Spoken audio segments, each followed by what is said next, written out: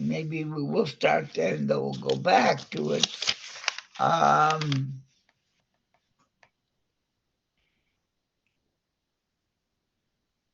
It's on Dalit, on page Dalit. Moshe Hoya. So it starts already with Moshe was.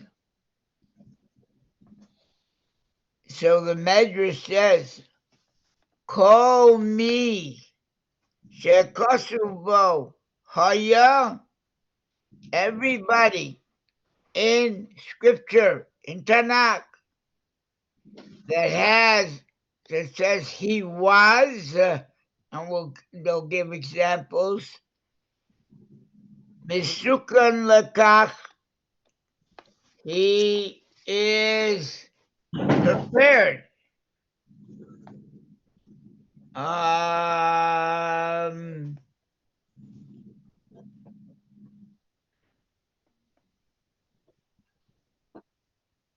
Anyone of whom it is written was, Hoya,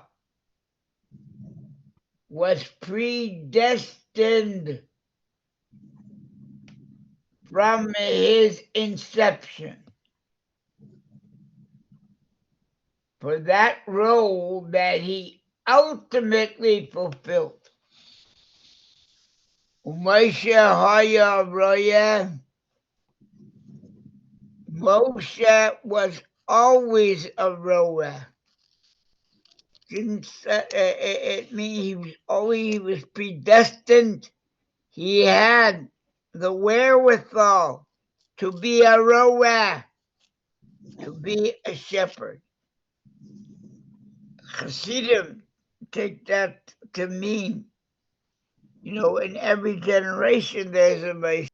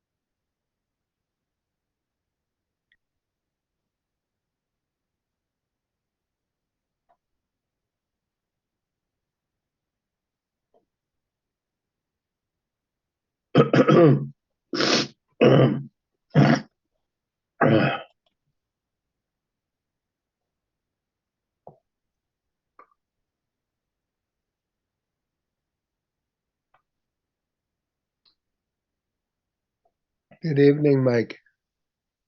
Good evening, Jonathan.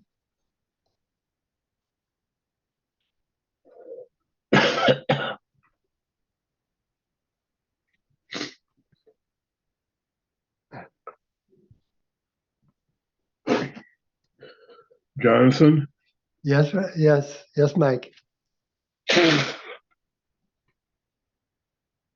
Jack Austin is going to come by next Wednesday. Oh, okay, but you made the connection. That's good. What? Yeah. Jack Well, Austin he's is been traveling. next Wednesday. What? Oh.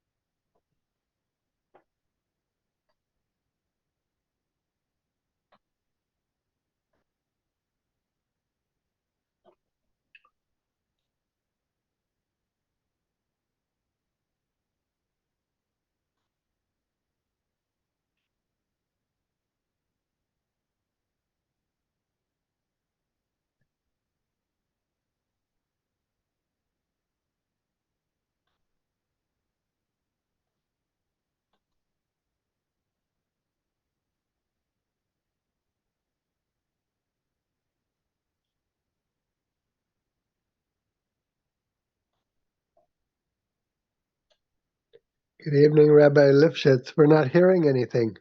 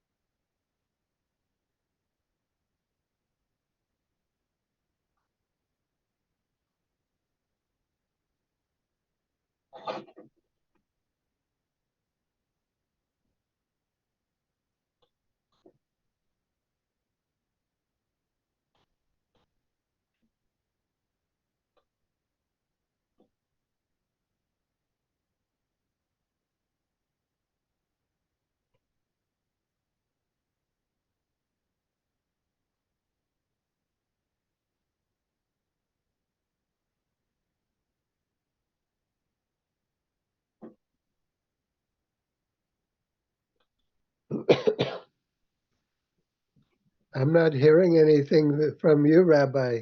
Is your switch on? Is your voice on?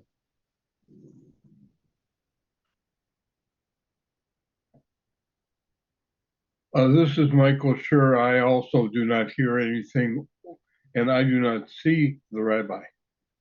Yeah, likewise. Jonathan, I'm going to call him on the phone. That's good.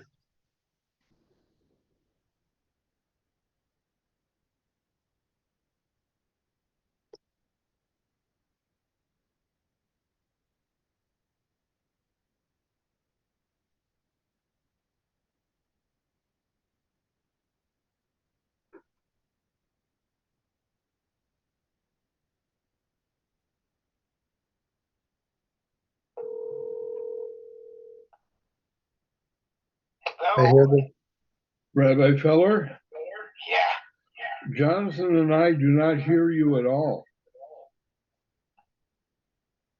Um, you know what we should do?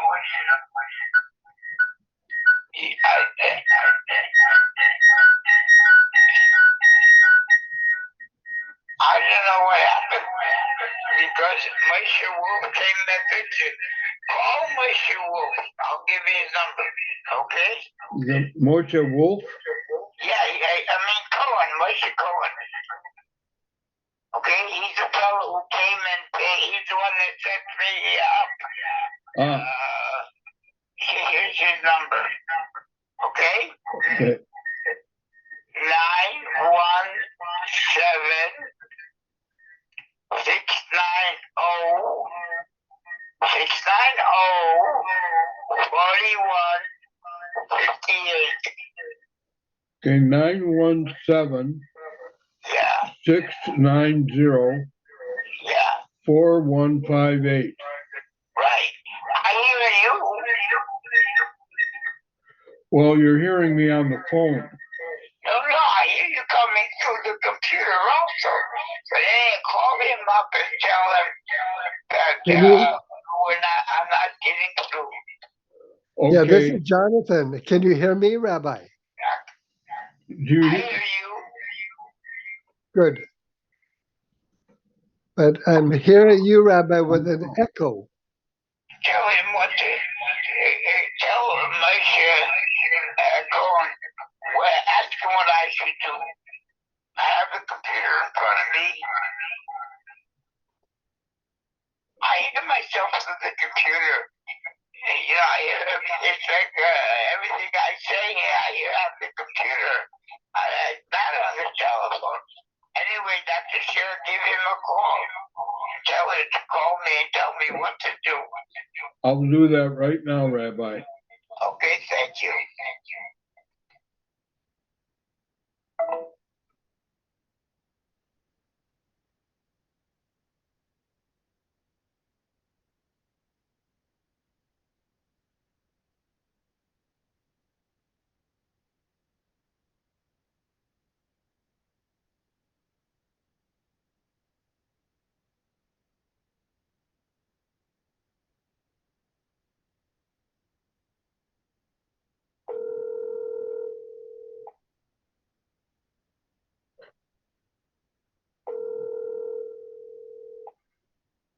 I can hear the phone ringing, Mike.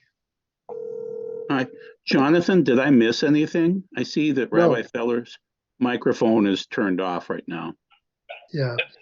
You haven't missed anything. There was a few Assalamu alaikum, sentences. Michael Schur. Rabbi Feller asked me to call you to ask you to call him. We're having some problems here. He can hear us, but we can't hear him. Oh, well, can you tell him how to turn on the microphone? Which button to hit for that? Well, I think his microphone is turned off. It's turned off. Does someone have control over the settings? They might be able to take care of that. Thank you, Moshe. Be well. Moshe should have control of the meeting and should be able to change that. Okay, Moshe, Moshe is on his way. Otherwise, we could describe it to Rabbi Feller that he'll be able to see the picture of us, and there should be a little button that says mute. So if he takes his mouse and hovers over that section in the upper right corner of your picture, Rabbi Feller, you see where it says mute in blue?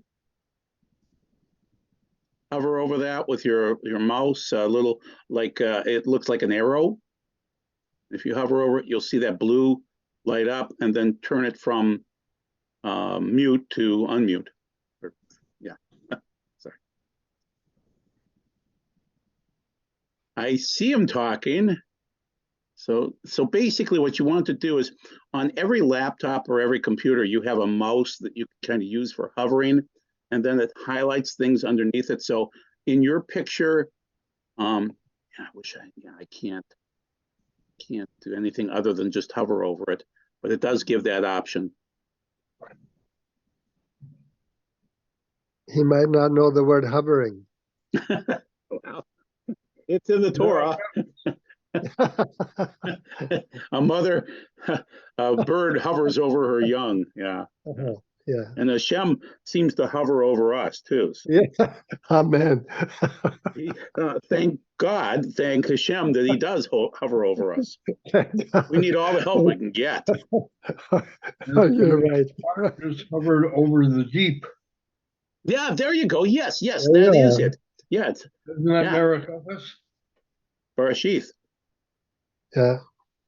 So he can hear me. I know that.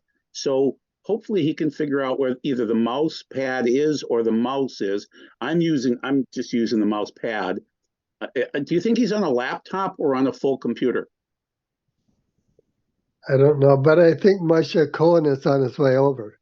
Okay. Otherwise, Rabbi Feller, can you give me a thumbs up if it's a laptop and a thumbs down if it's a PC, a personal computer?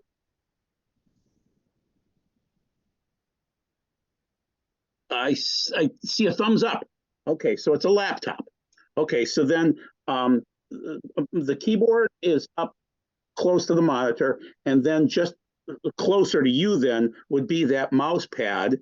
And so if you lay your fingers on that, just one finger, you should see an arrow pop up, and that arrow then can move towards your picture in the screen. And then you move to the upper right corner of your picture, and you'll see the option to mute or unmute.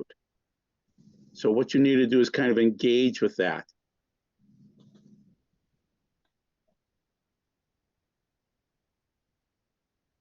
I don't read lips, especially when his head is tilted down. So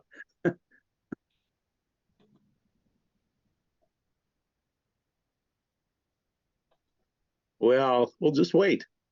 Yes. Thank you for trying. We're all alive. That's a blessing.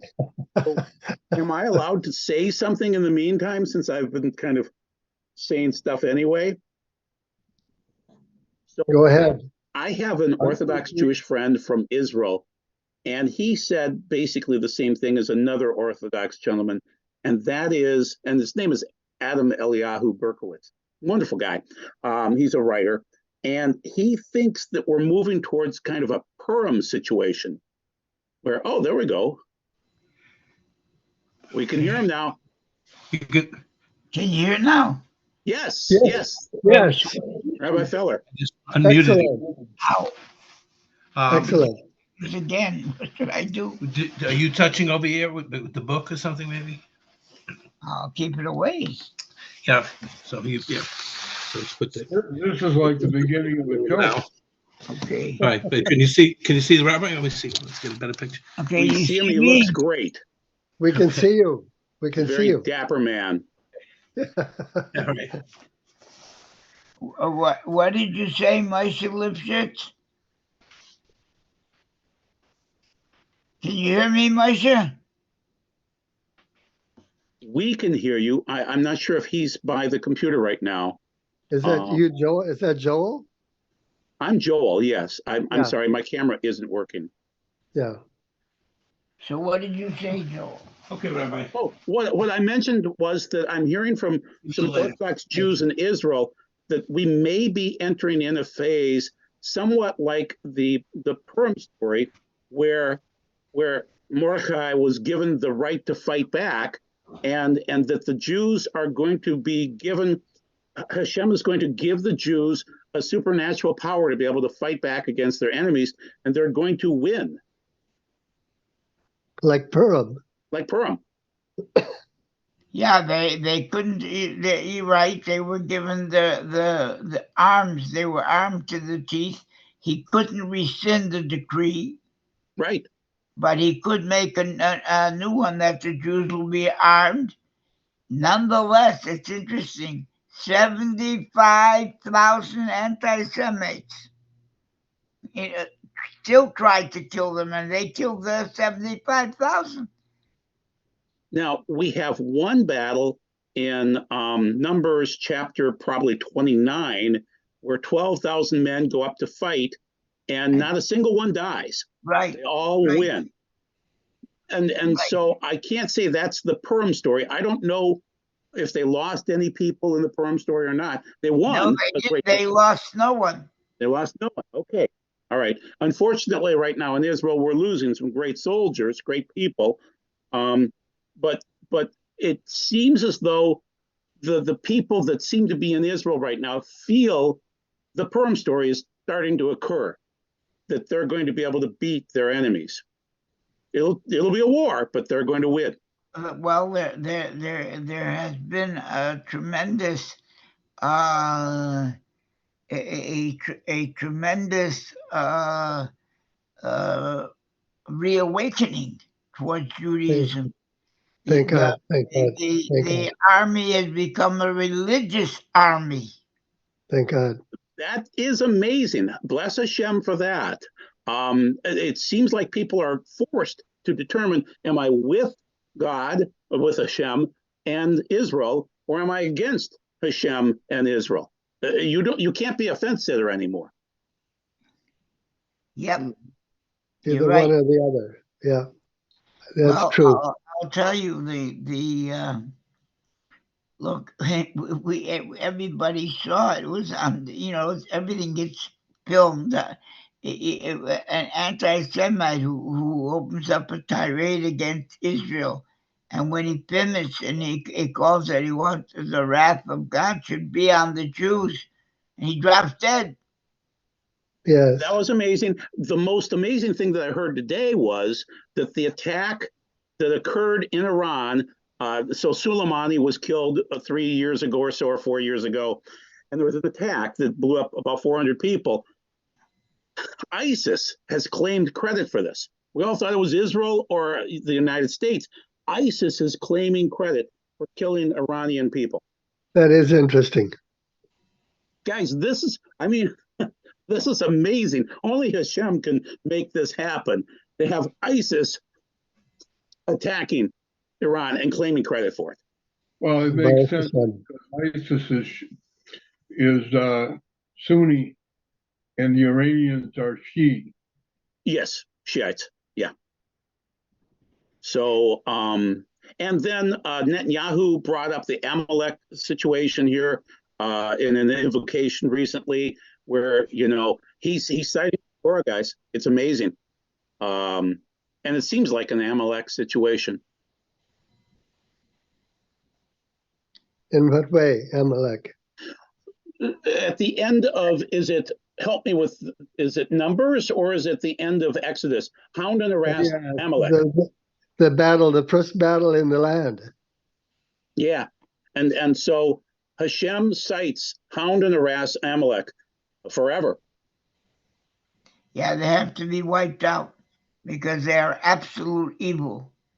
Yes. And no good can come from them. Yes.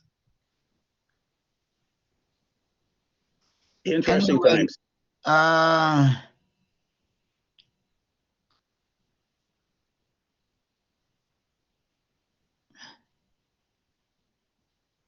Well, my Purim hope is less killing and more Humantashen. Yeah. Yeah.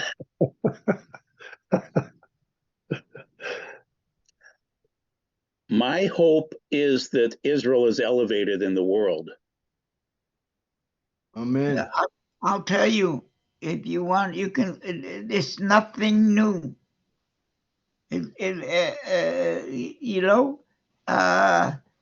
That is, it is so set up, and that because the Jews are God's representatives in the world, as I've told you so many times, it's really the people who hate the Jews really hate God, because what they hate is authority, and the Jews stand for authority.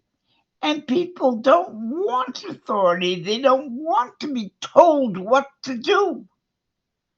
I want it my way. I do it. I want it the way I want it. I don't want to be told what to do. If it feels good, do it. And it feels good. And what are you telling me not to? What are you telling me if it is good, do it. And if it's not good, don't do it. And you're telling me what is good and what is not good? Yeah, the Jews are. They were given authority by God. God gave them a Torah with 613 precepts.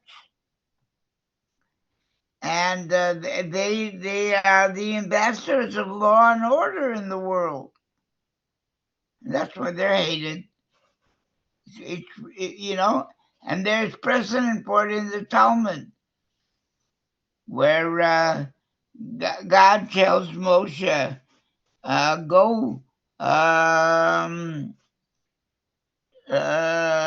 take the vengeance of the Jews against Midian.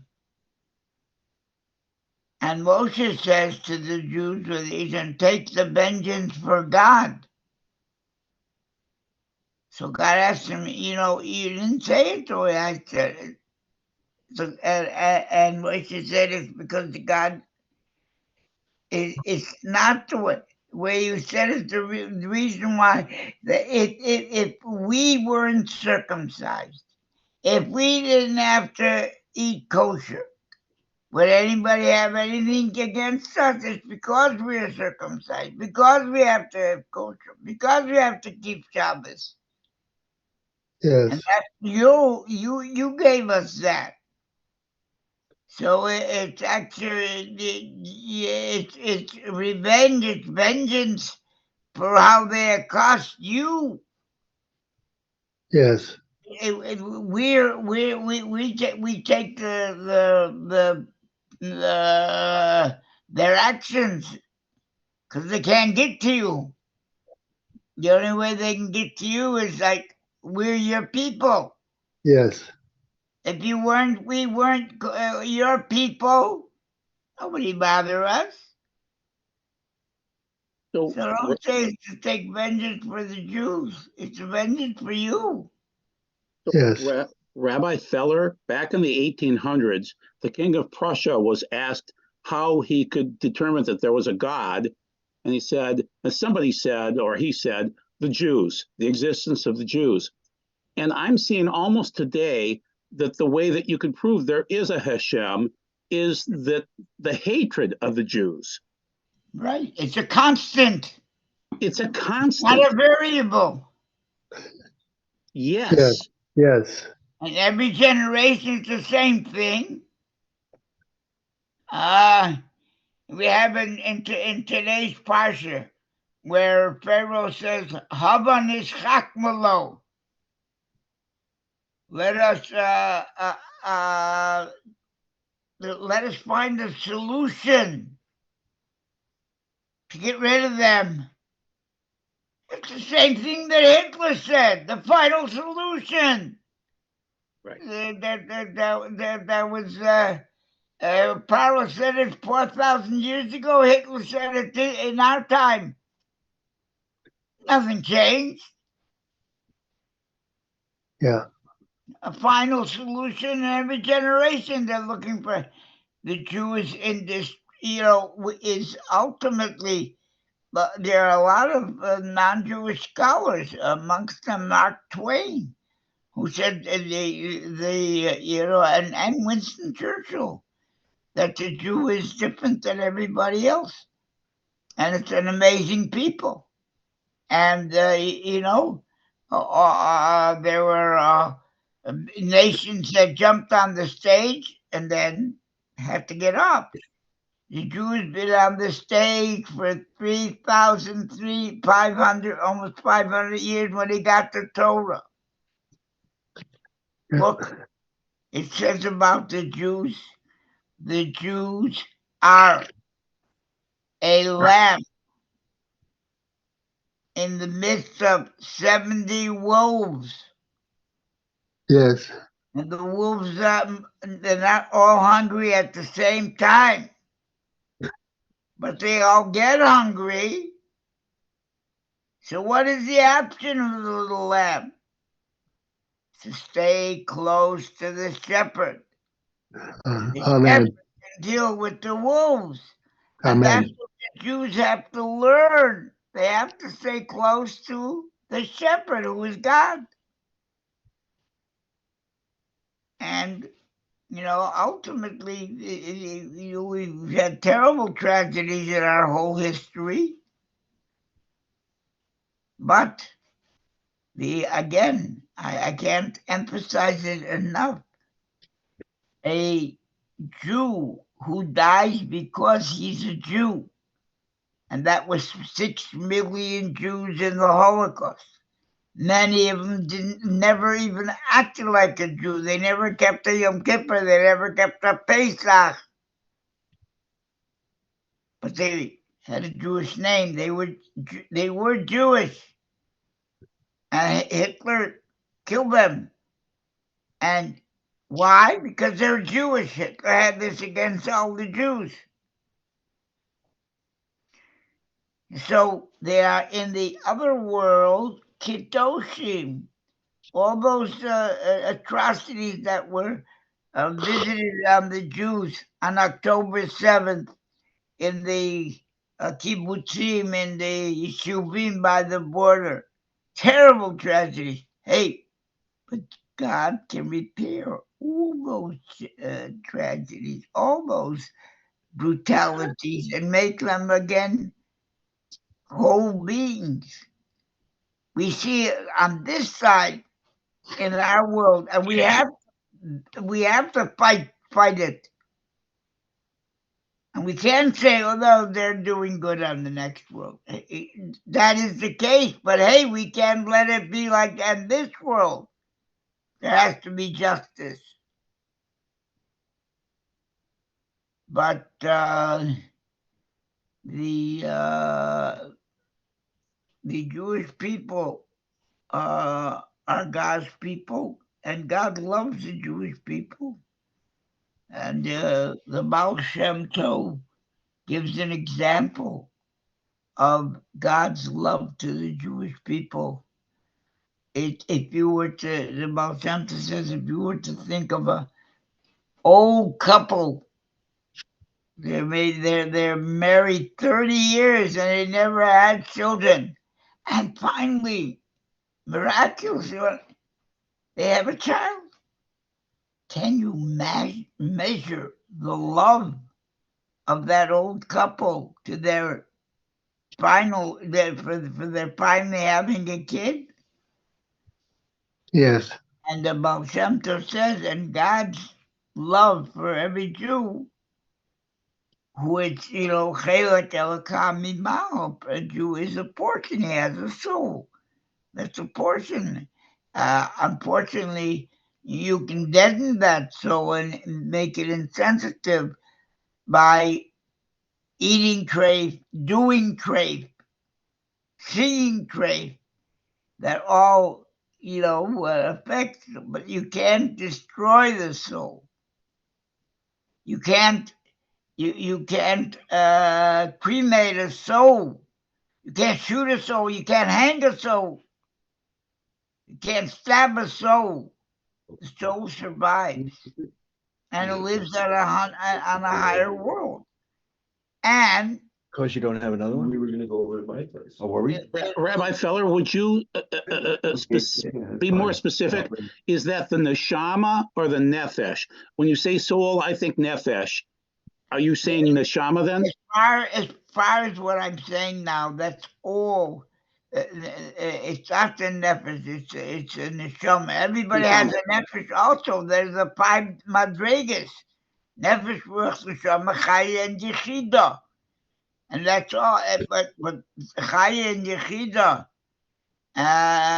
don't come down into this world, and the madrig of neshama doesn't come either. It's the most ruach and nefesh, but nefesh is the spiritual part also. That's it.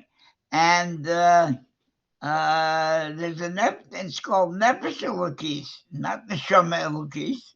Obviously neshama elokis, but it's nefesh elokis. And every Jew has that. If you succeed and your worship is constant and you constantly feel the Borei, the Creator in your life, then you can draw on Ruach, and you can have Ruach HaKodesh, that, clairvoyance, extra sensory perception. That's Ruach. But that's the only Ruach that comes down into this world. Neshama doesn't. Except maybe for very, very special tzaddikim. But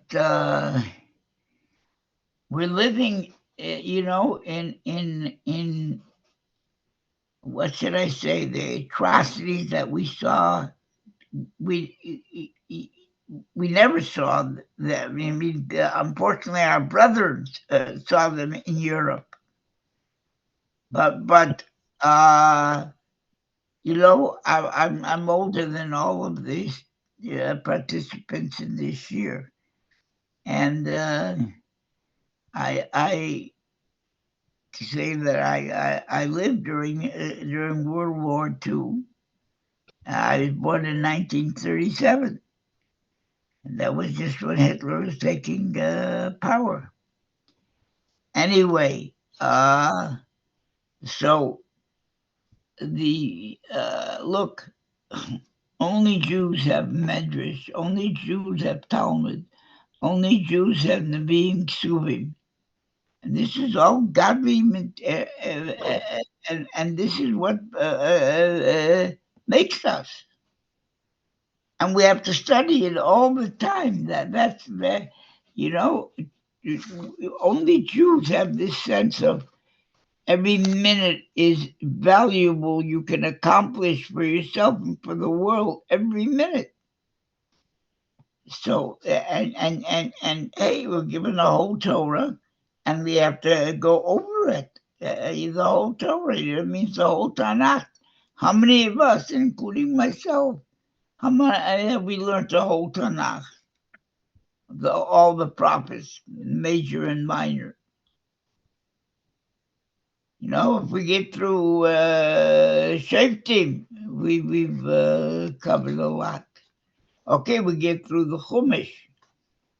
And that's what we have to know, the 613 mitzvahs, the Rambam says. And the Rambam did a great service because you're supposed to know, every Jew is supposed to know the whole Torah. And, you know, the whole Torah is explained in the Shas. And there is a program that every 7+ years, we see people doing that. The Daf Yomi, they learn a Blat Gemara a day. And hopefully they can give the time that it really takes to learn a Blat. I can't learn a Blat in a day, but I can learn Rambam. And the Rambam, what the Rebbe did was give another option. Sure, you learn a Daf Yomi, and we're supposed to learn Gemara too in our regimen. You know, you could sit the whole day and learn to cover all that he should learn.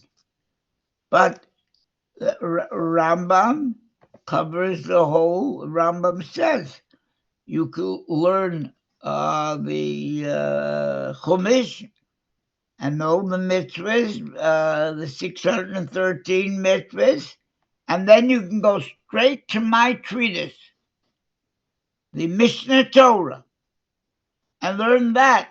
And I go over every halacha, and it's much easier to learn the whole Torah through the Rambam.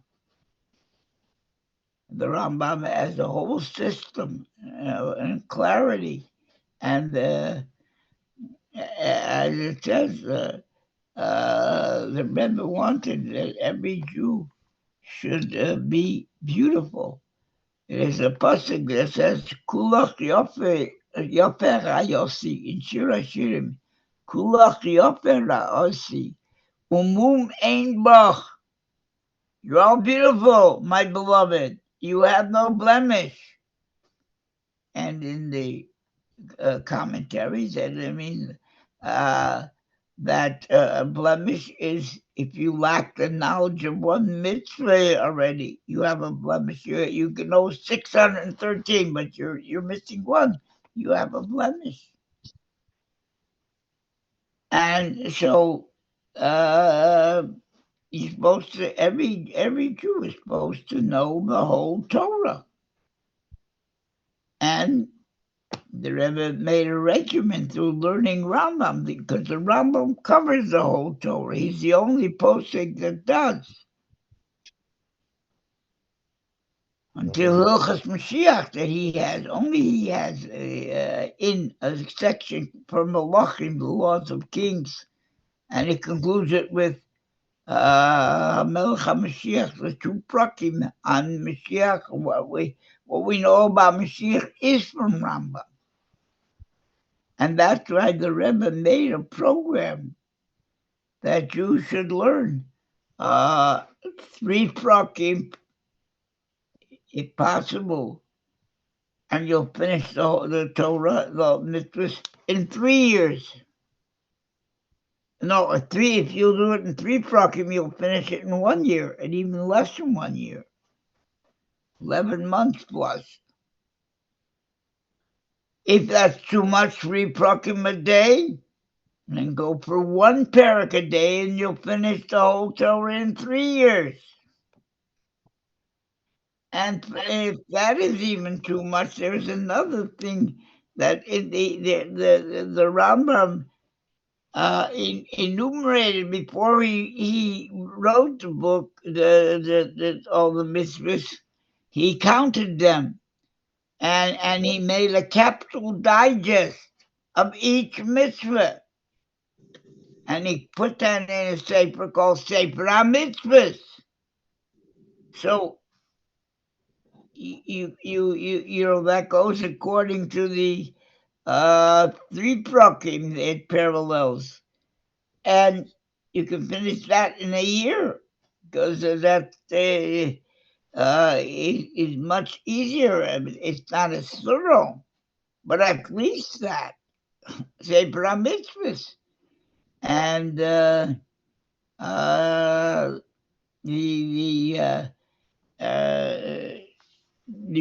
learning Torah, Lishma, means that you want to get the 613 mitzvahs to cover the 613 parts of your soul and your body. There are 13 parts. And that's why you study Torah. Because that makes you what God wants you to be. Anyway, let's go back to what we were learning about. We were learning that everywhere where it says, this is a major pasuk in Shemos. Shemos, he introduces us to Moshe Rabbeinu. And it says on Revi'i, the 4th reading, starts out by saying, and this was after Moshe got married to Yisro's daughter, Zipporah. What did he do? He watched the flocks. He was a shepherd. And later the Midrash says that before God makes a leader over people, he tests them by making them a leader over sheep. And the way they acted to the sheep, then God knows how they would act with people, particularly with the Jewish people. But and the examples are Moshe and David. He tested them out in the way they dealt with the flocks, and Moshe. The very well-known story of Moshe who runs after a little sheep, and one little sheep from a flock maybe of 1,000. Anybody runs after one little sheep, and then he carries it, and he brings it back to the flock, and God saw that he cares so much even for one little sheep. This is my man. This is the one who's going to take care of the Jewish people. And David also like that. And it says that and God took David from the flocks.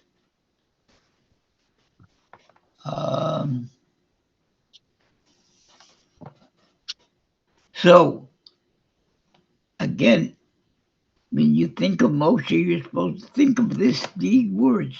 Moshe haya ra'eh. There is a section in Zohar. It's called Raya Mahemna, the faithful shepherd, which goes on Moshe. And Raya Mahemna means he's a faithful shepherd, and he shepherds faith. He teaches faith to the Jewish people. He's a leader and a teacher. And that's what Mashiach is going to be. Mashiach is a human being, born to a father and a mother. And when I speak to friends who are not Jewish but believe in what they call the New Testament, first of all, I say, hey, to us, there's only one Testament. But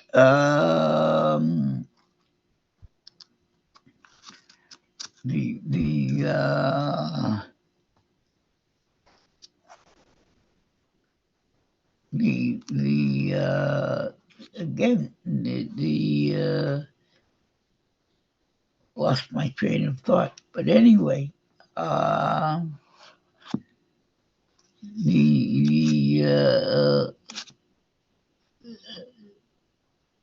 the Torah is life-giving, and when you can learn Torah with a Jewish person, everybody has some Torah that they know, and teach it to somebody else. Learn more yourself and teach it to somebody else. But the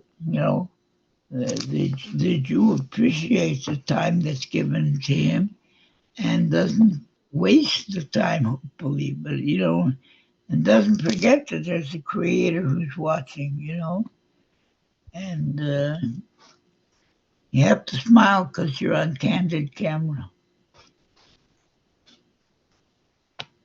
Okay.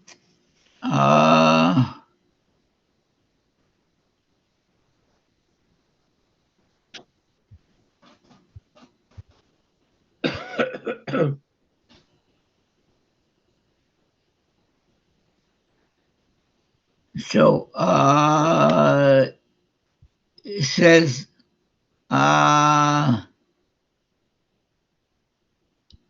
B'noach tzib tomim haya. Noach has this by his name. He was a whole person. And here it says Mesukan. He was made.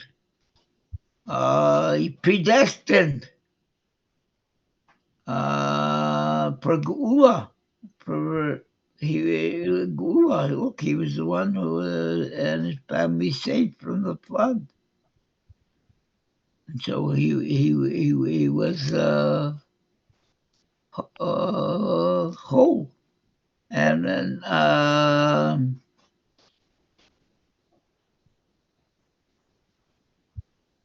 and by Yosef it says,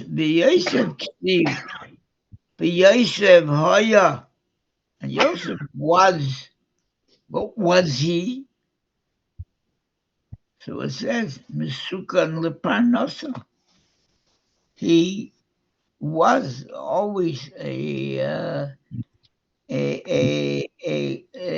someone who could bring sustenance to the world, to the people, to himself. The Mordechai Ksiv, Mordechai in the story of it, it says that clearly that Mordechai was the Moshe of his generation. It says in the Gemara says, Ein bo dor she'ein bo k'Moshe. No generation is left without a Moshe, a leader. And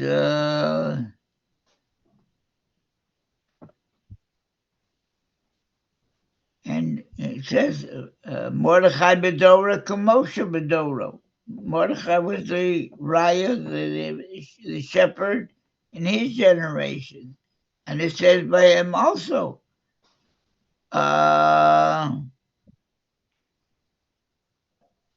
Ish Yehudi Hoya. Shushan Abira, there's when he's introduced. So it says a Jewish man was, means he always was a Jewish, and it says, what is Yehuda? That somebody who denies Avodah Zarah is a Yehudi.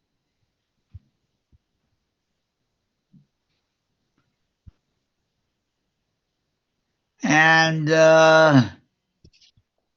he was Mesukan Lahatzola. He was predestined to be a savior, to be saved and to save. And he was a rower. He was predestined to be a shepherd because he's called Ein Bo Dor She'ein Bo K'Moshe.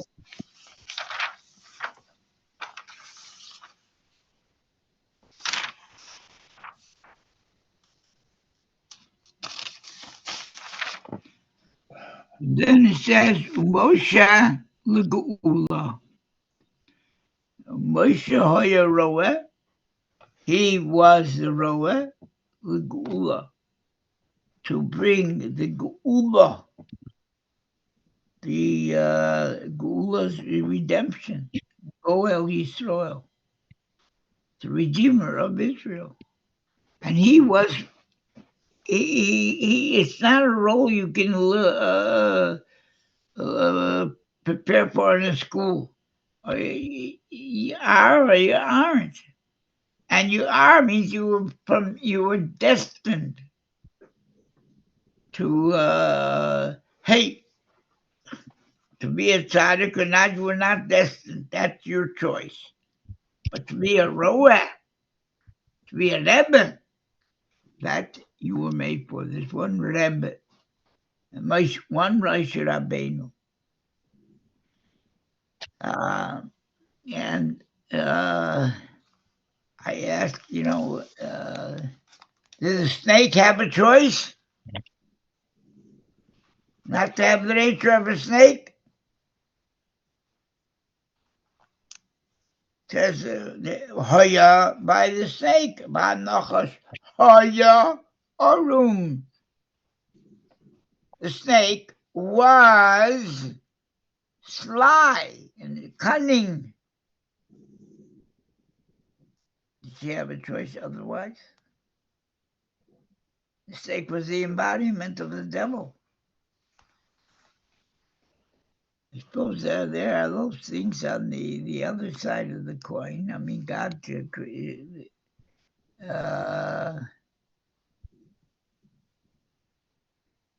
that I don't know. You can, I can toss this out as a question. Go look. Go research. Did the snake have a choice not to be the embodiment of the devil?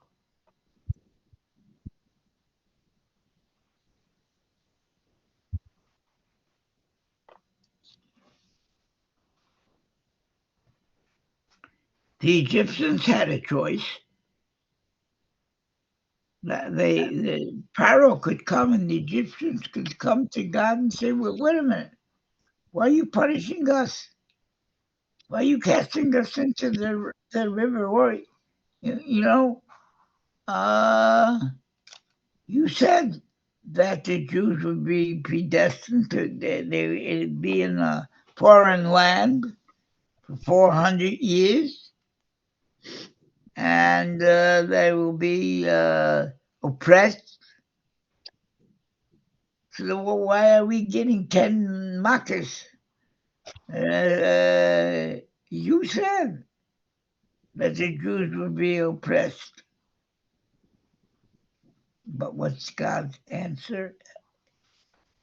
I didn't say Egypt would be the oppressor.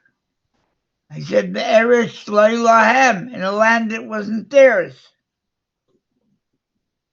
The land, the country wasn't named. You, out of your own evil, chose to be oppressors. And that's what you're punished for. Yeah, Egypt did not. They had a choice. They didn't have to be oppressors. And it even says that,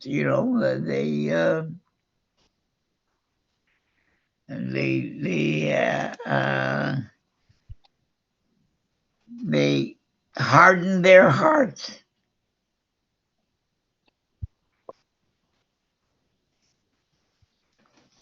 So Moshe was predestined for the Geula.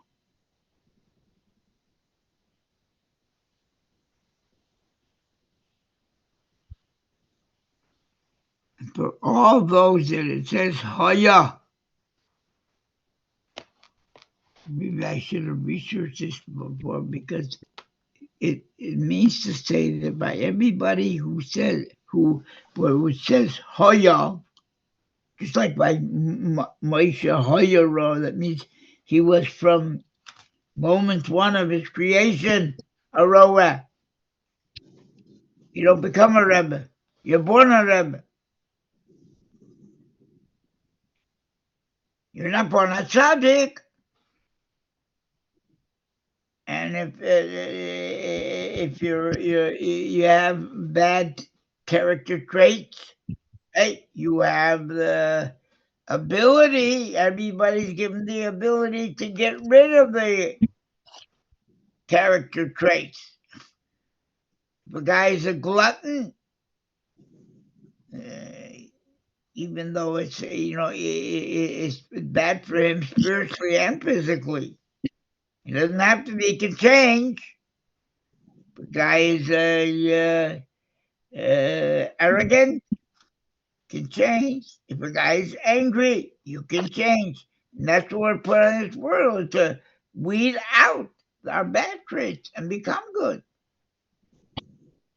But you can't. There's certain things, and that's what I think we're being told here. That certain things that are predestined that you're going to be. And I think that's the answer to the question of the Nachash. And Nachash Arum, you're predestined to be the tempter.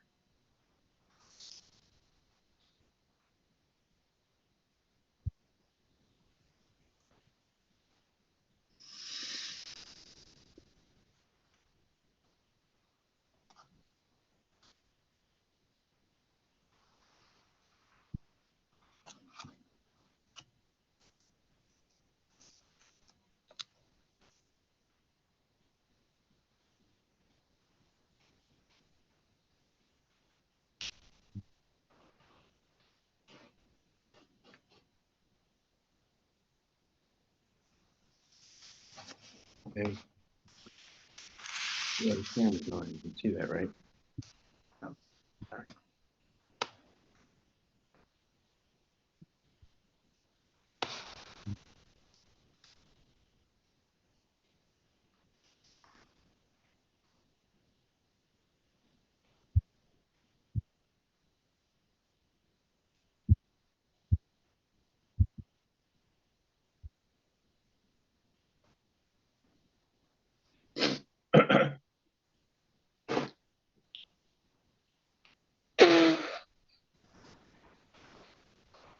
Gimel, the one before that, the Dalit that we learned, it's Davar Acher. Moshe Haya Ro'eh was a shepherd. Hadahu Dichsiv. This is what is written. Kol Einav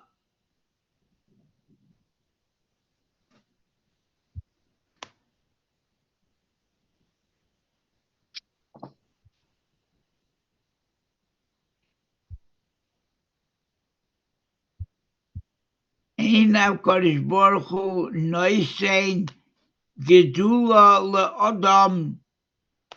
God does not give Gedula, bigness, greatness, to a person Ad Shebotehu Bedavar Kata, until he tests him with a little thing.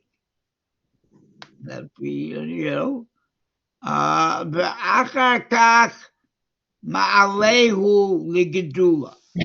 After he's passed the test with the little thing, and then God exalts him to the higher thing.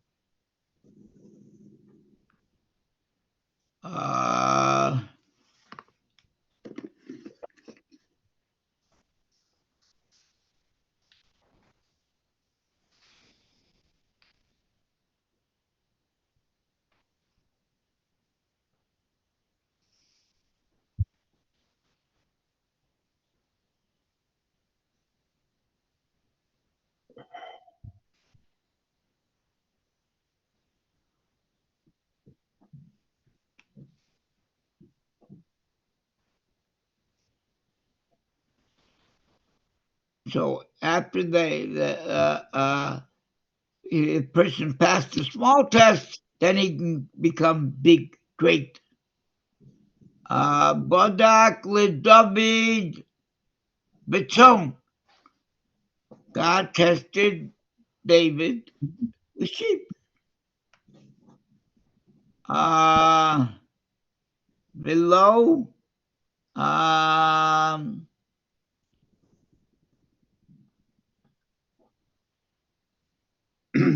Lo Nahagam Ela Bamidbar. He brought the flock to the desert.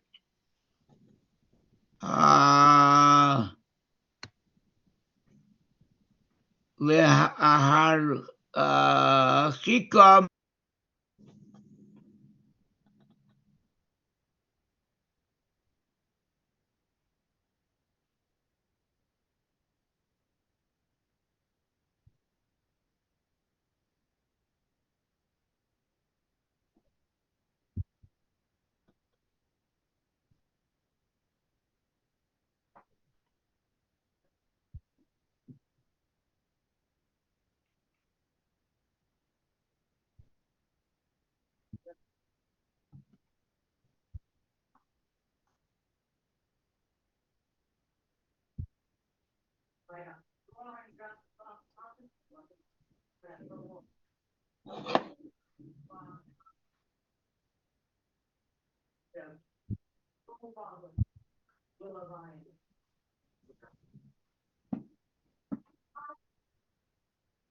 Looks like it's muted.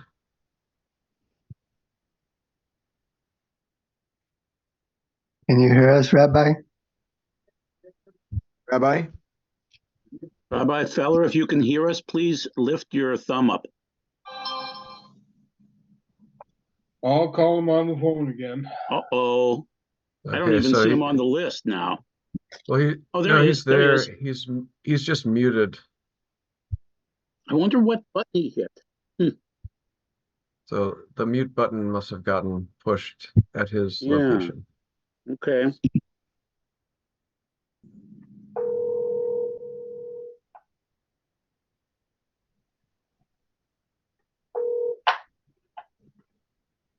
Hello? Rabbi, we can't hear you again.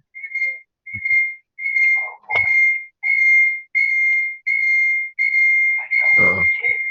Just do it again. What? What you did before, do it again. He didn't do it before. He was watching. Moshe Cohen came and did it. Yeah, Moshe did that for him.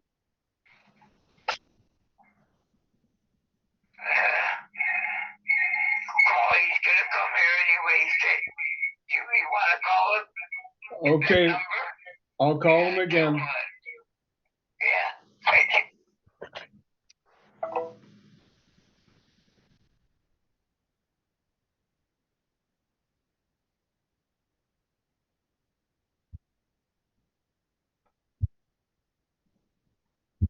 I'm assuming he's on a computer. He's on the laptop.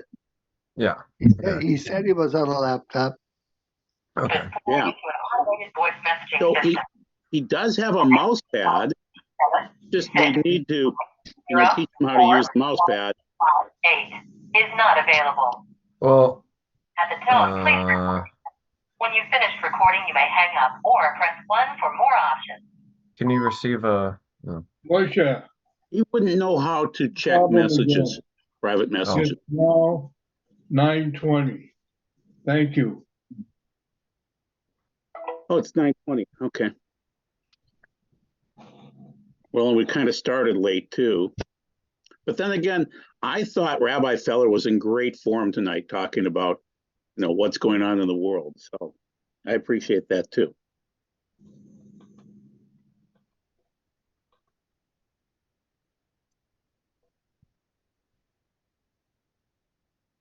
Hello, Eric Rothberg. How are you today? Hi, Jonathan. Yeah. Thank God. My wife Ann enjoyed a long phone call with your mother. Oh, nice. Very nice. Ann has a real heart for your mother. She thinks she's a very special lady. Yeah. Thank you. Tell her thank you. I will. I think the problem is that when I mentioned it to Rabbi Feller, I think he understood the hovering maybe, but he didn't know how to do the select button, which would be, the right hand on the mouse pad. So. Well, yeah. If he's in full screen like I am, the toolbar at the bottom actually automatically hides itself. So you have to bring the mouse you're down. right. Yeah, to the bottom. that does hide itself.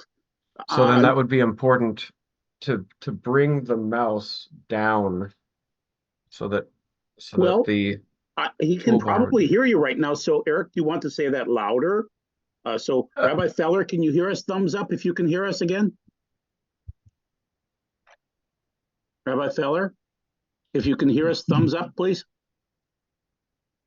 Okay. So all right, Eric. Yeah. So if you can bring the mouse pointer, the little pointing thing on the screen, if you can bring that down to the bottom of the screen, then a toolbar will appear. A bar on the bottom. I'm sorry.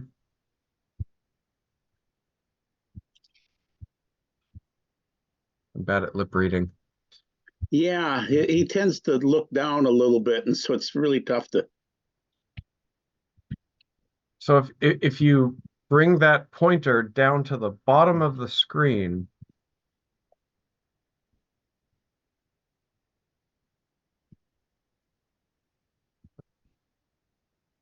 I'm sorry, I didn't know what you said.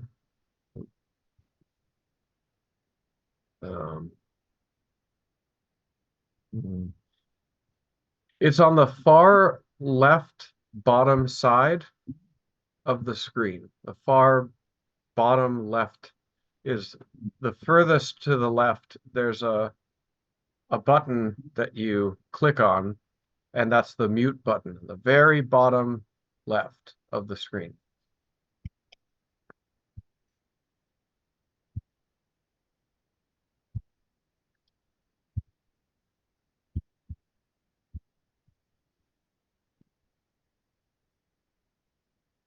Were you able to bring the pointer down to the very bottom left of the screen?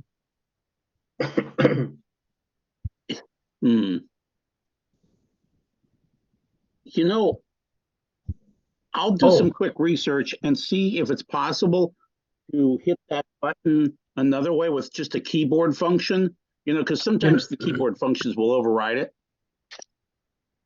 Yeah, that could be one way, but I think I actually see where his pointer is. I just realized that. Oh, it's you're actually seeing okay. Because isn't that where the pointer is? Where Umoshe No. Oh, right there. oh, yeah. So Moshe. if he brings that pointer down from Umoshe down to the bottom left hand side of the screen, if you could just, Rabbi Feller, do you see where that red is on the screen next to Umoshe? Do you see that red? First line. That first line, Umoshe. Umoshe. You see?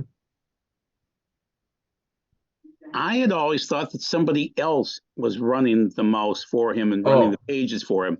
I don't think he is had somebody? control over it because I don't Oh, think he would know how to move from page to page and things like that with Safari, oh. scrolling, things like that. So I Well, always then thought who? somebody else, but they can do that, but I don't know. Yeah, I'm not sure who's controlling the screen and who set it up for him. Well, if it is his screen, So, Rabbi Feller, do you see your keyboard with all the letters on it? Close to you is the mouse pad. Could you just go ahead and run your finger around the mouse pad? Just see what happens when you do that.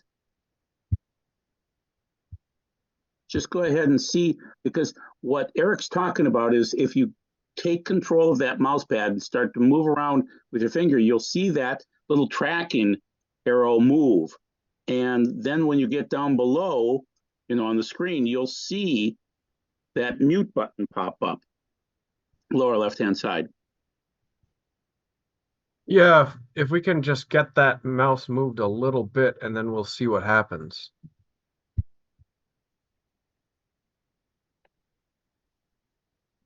That would prove that he has access to the screen that we're looking at. Yeah. Well, So if we either could just way, get that moved a little bit. Like Rabbi Feller, could you just move the mouse a little bit and see what happens? The mouse?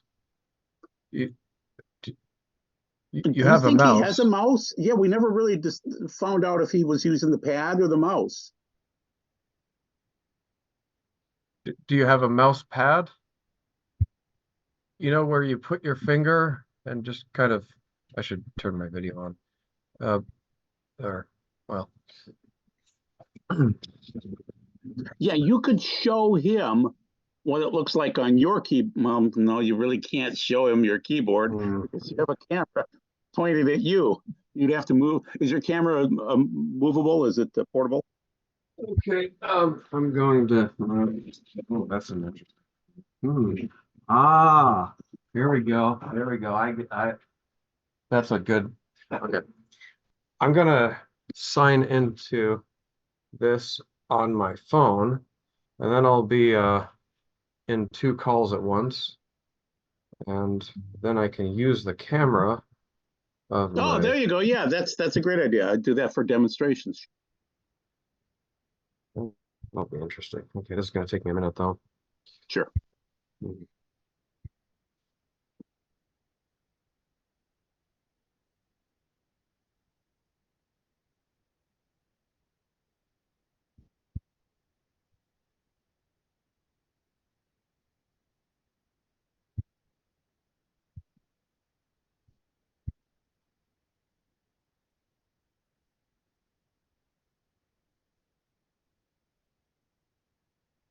I can't tell, but it seems like he's close to that mouse pad area. There you go. All right, there's Eric. All right. So Rabbi Okay. Oh, you Feller, see me now? Okay. yeah, we can see your face. You're on your cell phone.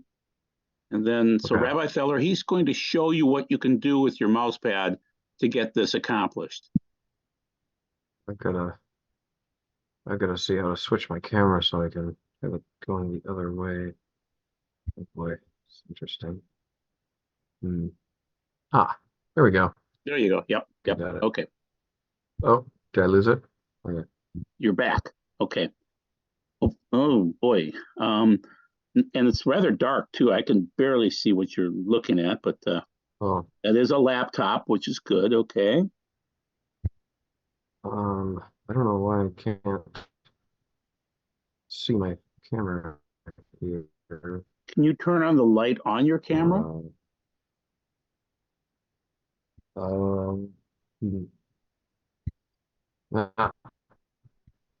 Oh, that's good. That's good. Okay. Okay.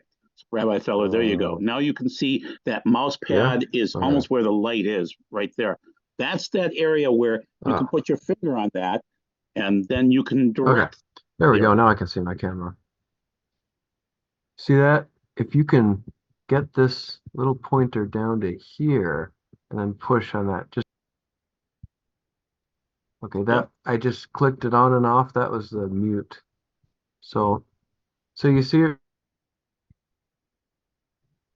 Rabbi Feller, right now your mouse is pointed right here where this little red spot is, and where it says Umoshe. Can you move that pointer just a little bit, like I'm doing? Can you do that?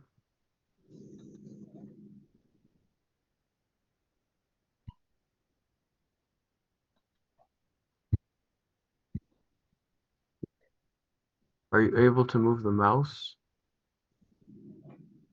Oh, do you know what a mouse is? Maybe that's a new Oh, there's term. no mouse. There must just be a mouse But there pad. should Okay. be a pad, yeah. That's why Okay. and either way, even if he had a mouse, he could still run the pad. Okay, well, do you see you know how to operate the mouse pad, Rabbi Feller? No, he doesn't. Yeah. But still, it's very simplistic. It's basically Okay. something where you can lay your finger on top of it and move it around, and the little pointer moves with your finger.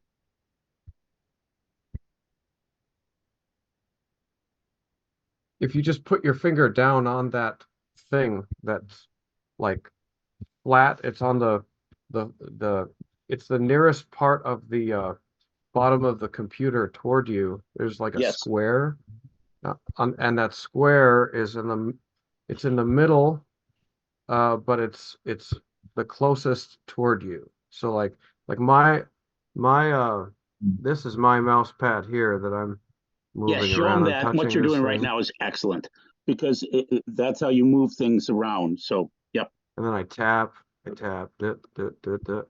So if you can find that mouse pad on your keyboard here, like you'll have the letters, right?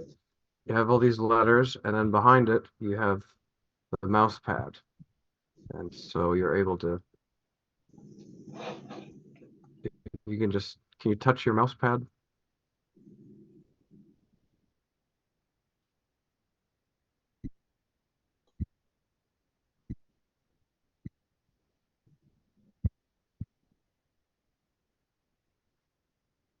Unless else is operating this, and then at which point that wouldn't. I would say that it's possible that this is a web application being run from somebody else to show the Safaria, but he still has a laptop there, so he would have been the only person that would have knocked the microphone out. So. Oh yeah, that's a good point. So yeah. Yeah.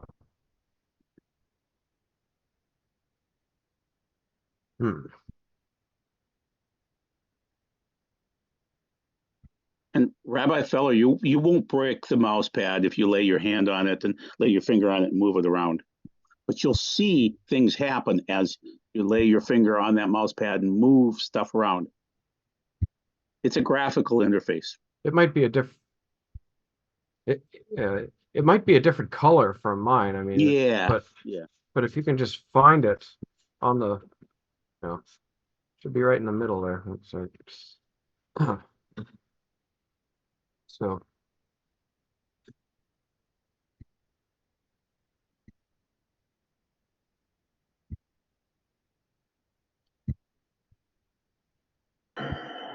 Well, we tried.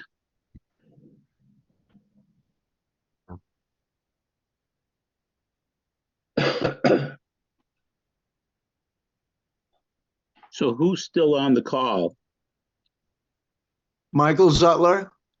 Oh, yeah. Okay. All right. There you go. Michael Shiur. Nice. Michael Shear is still here. Jonathan is Yeah. still on. Okay. Okay. And Moshe Lubshitz. While we're waiting, may I tell my favorite Einstein joke? Sure. Okay. So Einstein is on a train going someplace, and the purser comes up and starts checking tickets and things like that. And the purser looks at Einstein and says, "Ticket, please." And Einstein starts fumbling around. So he's fumbling in his pockets. He's checking every pocket in his coat and in his suit underneath, and he can't find the ticket. And he's discombobulated over this. And the purser says, "Are you Einstein?" And Einstein says, "Yes, I am." The purser says, "Well, you're Einstein. You can ride for free. Don't worry. It's not a problem. You don't need to look for your ticket." And Einstein says, No, it's a problem. If I can't find my ticket, I don't know where I'm going."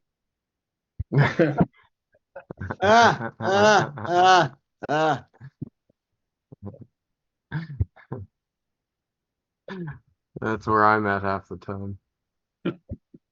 I love the fact that Einstein could remember so many amazing things, but he would tend to forget the boring things, the unnecessary things.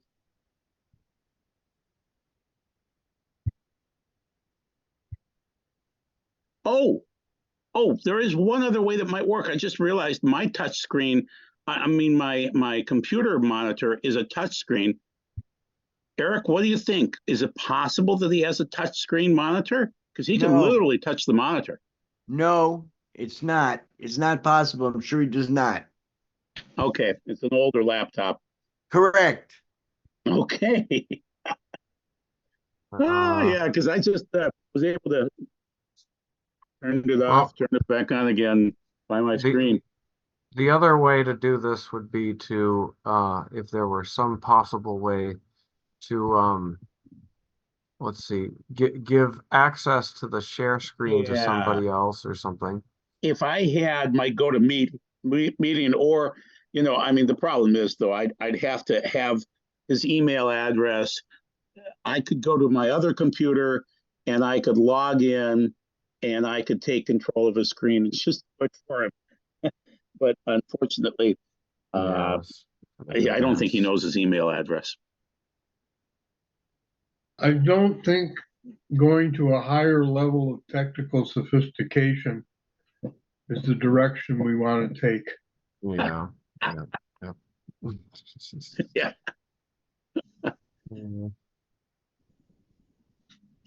We can talk about monetary policy. Explain it. We're going to go Keynesian or what? Yeah. Well, you could start by explaining what Keynesian is. Michael, do you want to handle that since that was your profession for so many years? Here's what I have to say on this issue. We were doing just fine until people started making nasty remarks about the Nakash. Yeah. That's the... You mean that beautiful creature, the most beautiful creature that Hashem ever made? Well, there's an interesting analogy here. I don't know, analogy comparison. I mean, even though the snake symbolizes Satan, well, I mean, some snakes are nicer than others. You got nice little gardener snakes. You got vipers. So maybe okay, they're all symbolizing or embodying what Satan is like. But I guess the person has to remember not every snake is the same. I don't know. Well, I have another joke if you're ready to go. Let's go. Okay, so guys, a guy is driving from one town to another town, and on the way, he looks off to the side of the road and sees a snake coming for a ride, hitchhiking. And he pulls over, and the snake says, "Hey, give me a ride into town, please, okay?" And the guy goes, "No, you're a snake. You'll bite me." And the snake goes, No, I'm a better snake now. Yes, I was a snake like that before, but I won't bite you. Don't worry. I just give me a ride into town." And the guy goes, okay, fine, get him. So he gets the snake in the car. They start talking. Everything's fine. And then they get close to town. They're almost into town. And the snake leans over and bites the guy. And the guy goes, oh, you told me you wouldn't bite me. You told me. And you just bit me. What's going on? And the snake says, I'm a snake. It's what I do. There's another version of that story. Okay. It involves a scorpion and a turtle crossing a river. But the punchline is, it's the Middle East. Oh, yes. Yes. Oh, Yes. interesting that you use that scorpion and turtle. That's the parallel to the Dakota Sioux story. They've got a traditional cultural story that it's the spider, it's like they call it like a trickster. There's like a spider, and he like he convinces the bison to let him, crawl on him or whatever, and and get across the water. Ends up, killing the bison, but it's like basically the same kind of a punchline there. You really convinced them to, oh, it's okay. I'm not gonna hurt you, I swear, You know.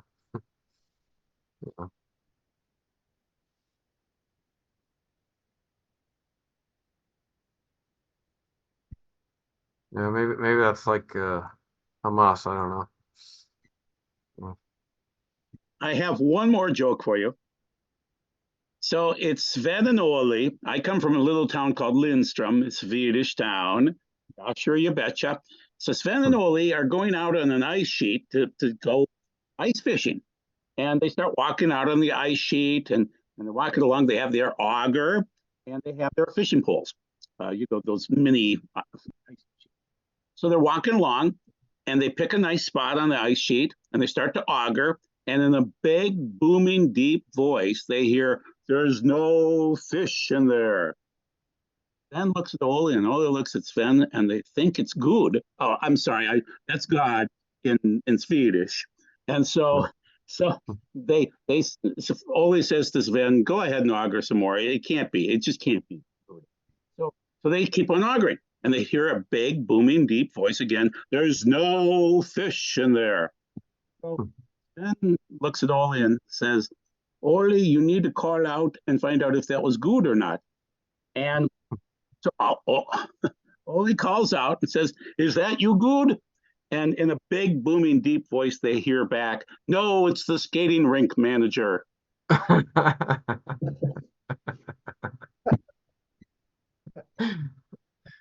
like that. Good. That's that Scandinavian wisdom there. Yes. Well, I'm half Norwegian, so. Oh, I looked at your name. I wondered where you got the Eric from. Well, no, see, my dad. So my mom's the Norwegian side, and yeah, my dad, he named me after Eric Fromm. That's why I used a C, because Eric Fromm was the psychoanalyst, the famous Jewish psychoanalyst. Oh. And then he named me. That's my first name, and then my middle name, David. He named me after David Ben Gurion for obvious reasons. Nice. So wonderful. So how's he doing? Yeah, thank God he's doing okay. He's in Florida there. So. Oh, he's in Florida. So yeah, with cousin Ricky. What part of Florida? He's by Orlando at the moment. Oh, okay. Sure. Who's living in that house west of town now? West of town? Are you talking about my hometown there? Is that what you mean? That's west of Minneapolis out there in the country. Oh. Yeah. Well, I mean, it's it's like in my name. I mean, Oh, I so it's yours. It's yours now. yeah. But you're not living in it? Um, Is that your home well, address now? I mean, most of the time I'm there. I was there for about 4 months without coming back to my hometown's area, Fargo Moorhead. Okay. So you live there now. That's your home. For the most part. What's it like living in Fargo Moorhead now? Now, as in comparison or in Well, contrast to I before. used to do business there in the 80s. Oh, And, well, but it's done much better since then. I would argue that it's because they tax less. So the businesses and the people are just moving. Why live in Moorhead when you can make a lot more money living in Fargo? So they're moving across. And not as much. Well, I don't know about Moorhead as much, but when you get up to Thief River Falls and places like that, not Thief, not I'm blanking. East Grand Forks, and East Grand Forks. Yeah, East Grand Forks has lost a ton of business and people over to the other side. yeah. Well, I mean, Fargo Moorhead has changed a lot over the years. I mean, it you talk comparing the 1980s to today. I mean, culturally it's changed and the society's changed. I mean, it's gotten bigger. There's been a lot of growth on both sides, but particularly on the Fargo side. Yeah, I mean, it's really amazing. I mean, in 2011, I believe Rabbi Grossman moved out there and started his Chabad house out of his apartment there, and then now he's got a full-on Chabad house. Thank God, and it's a real resource to the community. I mean, all those years back, all there was the Reform Temple there, and well, there was that kind of conservadox or Orthodox, not quite sure, synagogue. I never went there, but that closed down so many years ago. But so yeah, so I'm really thankful that Rabbi Grossman is out here. So and thank God he's doing well. So Good. just had a new baby boy. So really, I can hardly hear you, Jonathan. Are you talking? Yeah. Thank you for the update on that. I haven't been keeping in touch with him. Oh, So thank you for the update that he's doing all right and he's had a recent boy child. yeah. It's excited to hear about that. So big simcha there.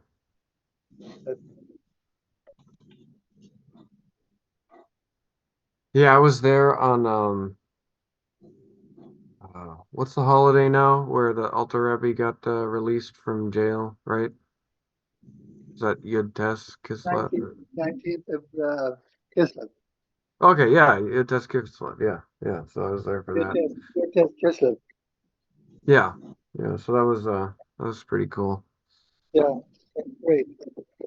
Now, so you're up there. Where are you right now? Are you up there now? Yeah, at the moment, yeah. Oh.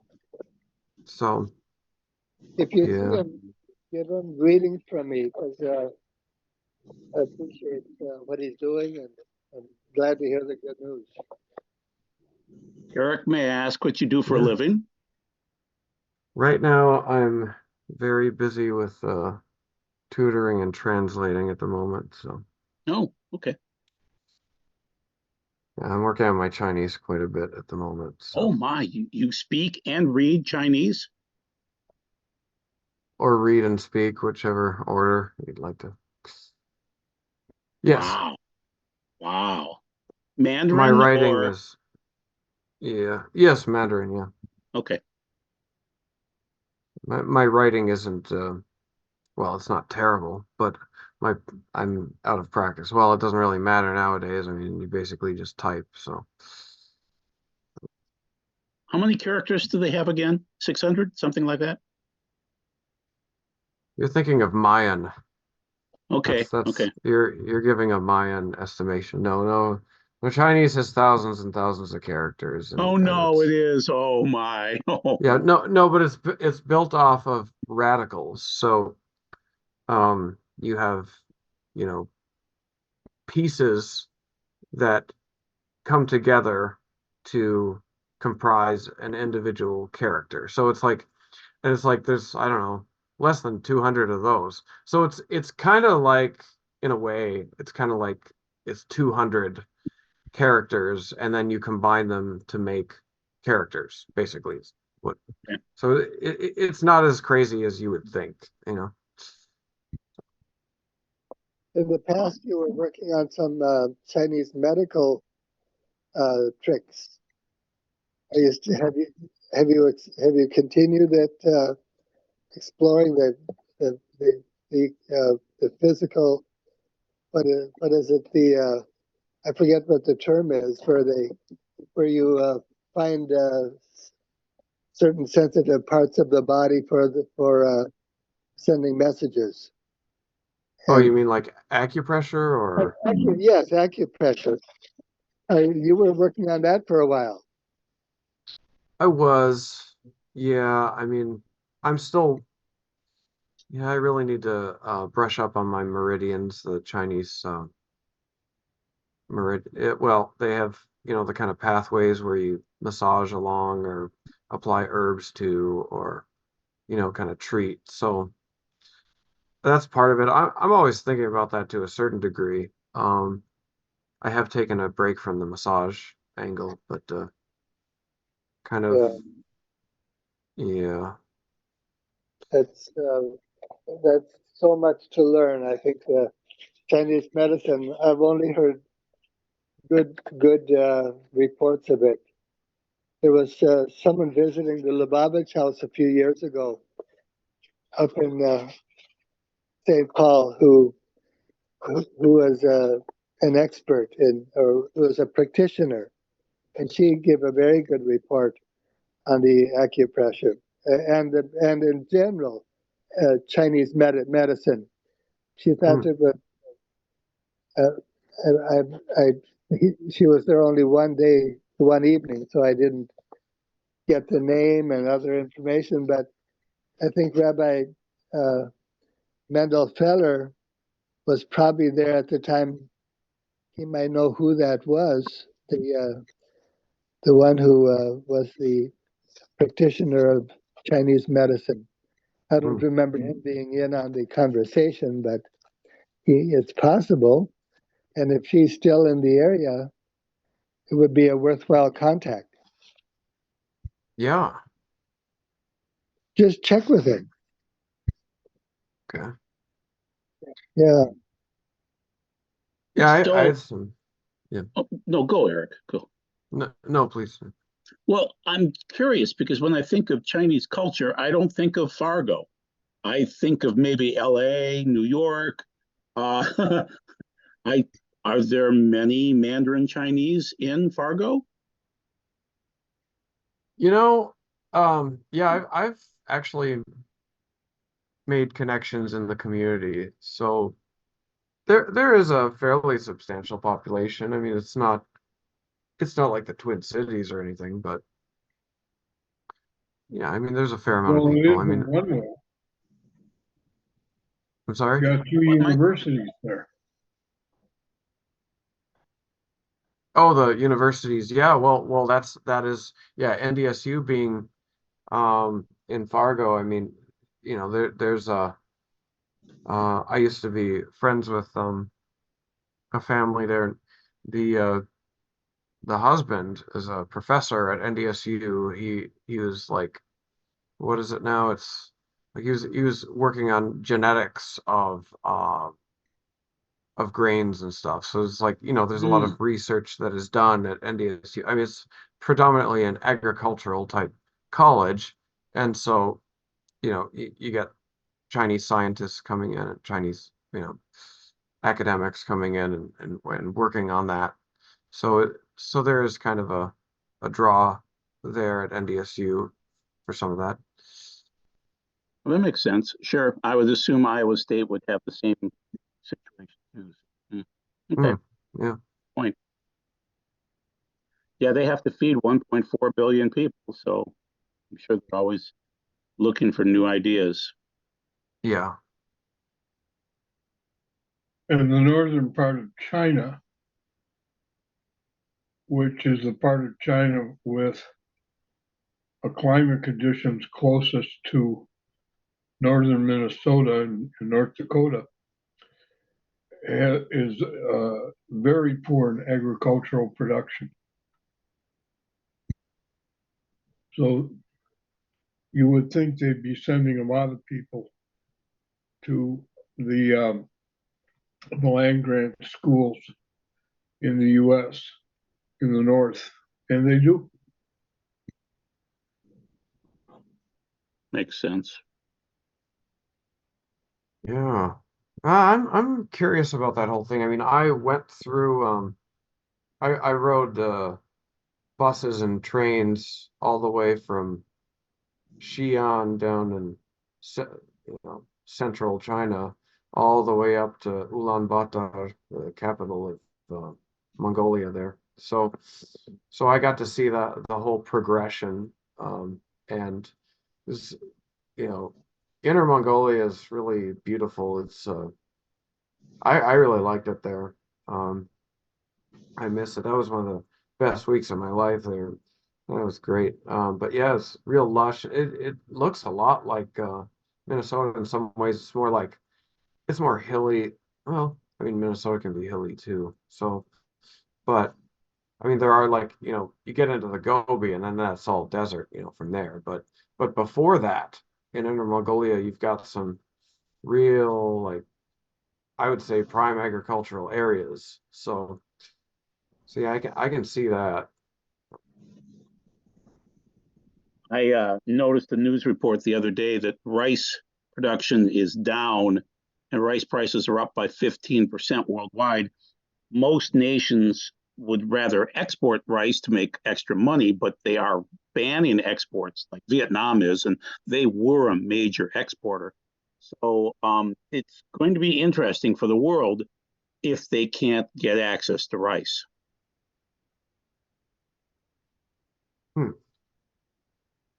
Yeah. I mean, that is a mainstay of the Chinese diet, and pork. Is there a difference in availability right now in the stores for rice? Is rice less available now to us? I don't think so because America is such a producer, but it is tighter. So once again, Vietnam is not exporting right now.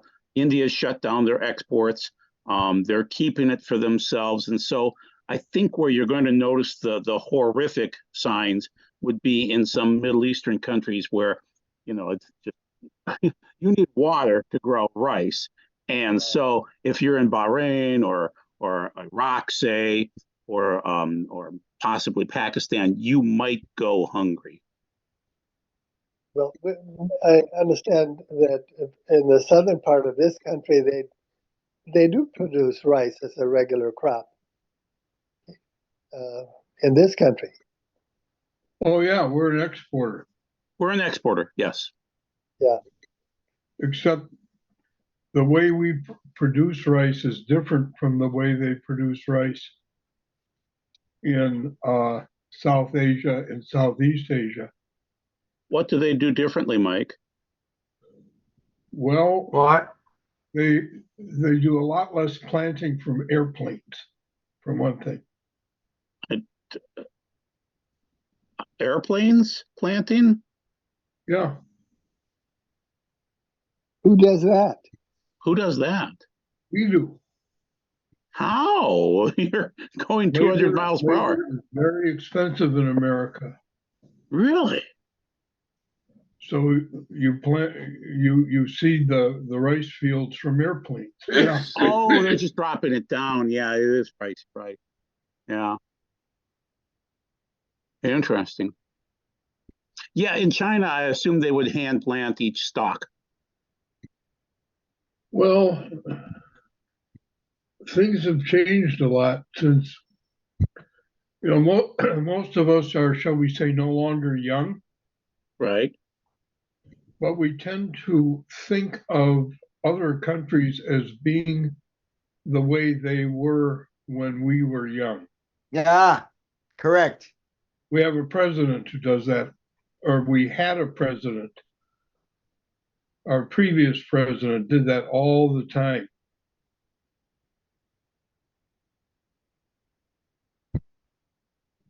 From what I'm hearing with China, they've had the one-child policy for many years now, and they would like to have an increase in population because their population is decreasing quickly. We're hearing reports that by 2050, they might be down to 600, 700 million people and not have a billion population anymore. And I have a friend, I walk around a lake and I bump into him, and he's from China, and he's married, but he doesn't have any children, and he really doesn't care about it, which is interesting. And so you kind of need to have children to have your country grow or maintain population. This is something that is happening not just in China. It has already happened in Western Europe for quite some time. It's happening a lot in Russia. Yep. It's happening in the United States. It is now, yes. We had been at 1.6 births per family, and now we might be negative. We're not absolutely sure, but you need 2.11 births per family to keep civilization going. We've been at 1.6 with immigration. We're at 2.1. And that's something, but you're right. South Korea right now is at like 0.8, something. It's crazy low. It's below 1. And Japan also. Yeah, Japan is aging. China's aging too. Yeah. And we never really expected it from them either. So right now, some of the Muslim countries are having more children, although Iran is shrinking. I never expected that. Europe is shrinking very quickly, yes.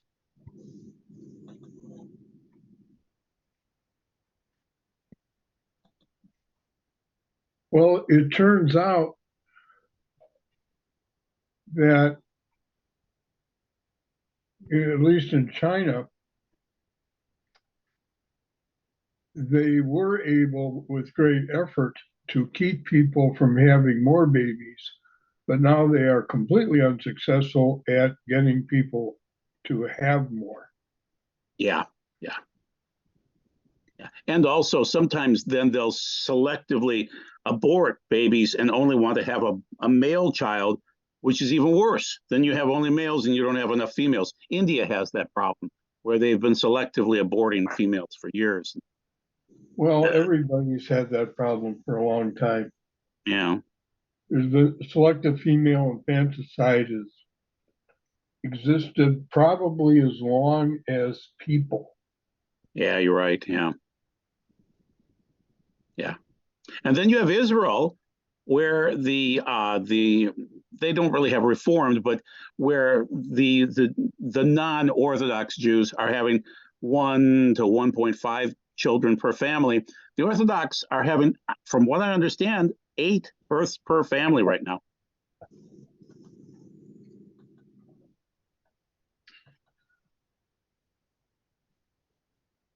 Well, one of the main factors in this demographic change is that infant deaths have plummeted. True. And there are countries that went through a generation where they went from a generation where women would have deliver maybe 8 or 9 babies and 1 or 2 would survive. Right.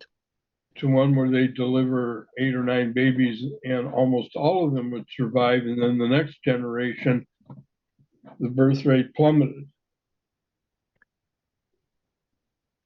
Yeah, we're moving from an agricultural based economy And as we've done that over the last 150 years, they just aren't having as many babies, and you don't need to. I mean, where I grew up, we needed to have children working the farms for free labor so that the farmer wouldn't starve, you know.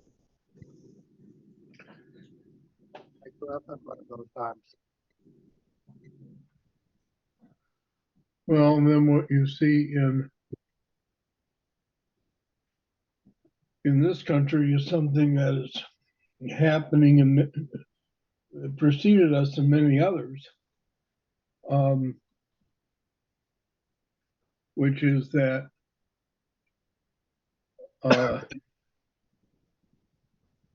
the social insurance schemes are run like Ponzi schemes.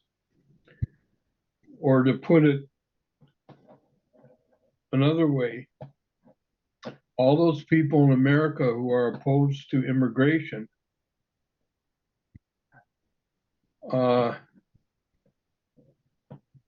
if they're not yet middle-aged, they're in for a nasty surprise because there will not be any Social Security or Medicare system for them.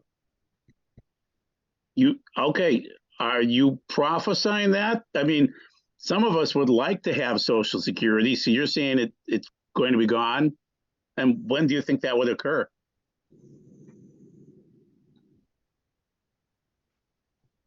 Well, the big problem is not so much with Social Security. Social Security could largely be fixed by raising the maximum of income that can be taxed. Okay. Because right now, if you're making, I've lost track of what the numbers are, but people who make, say, $300,000 a year, they're not paying any Social Security tax after the middle of the summer. Right. So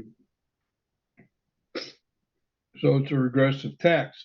Now, lifting that ceiling would largely postpone the problems with Social Security. The big problem is with Medicare. Well, my graduating class was 1977, and from what I understand, we were the largest graduating class in the history of America. And I just turned 65 2 months ago. When we all hit and retire, and I haven't retired yet, but when we do, the Medicare costs, the Social Security costs, it's going to blow the roof. Well, it won't be sudden. Yeah, it's gradual. You're right.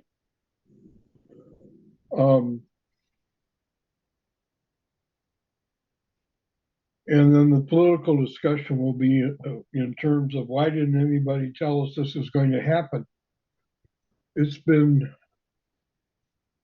I mean, this is just simple arithmetic to forecast what's going to happen.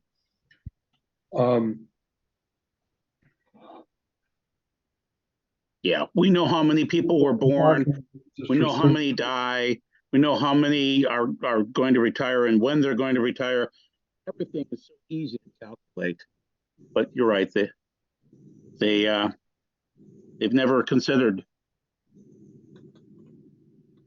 I think it's because our House and Senate, and it doesn't matter if it's Republican or Democrat, they seem to just like to spend money on pet projects.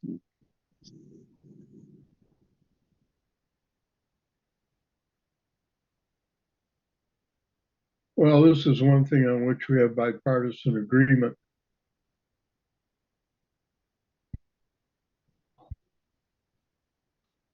It is intriguing because there used to be differences between the parties, especially in war.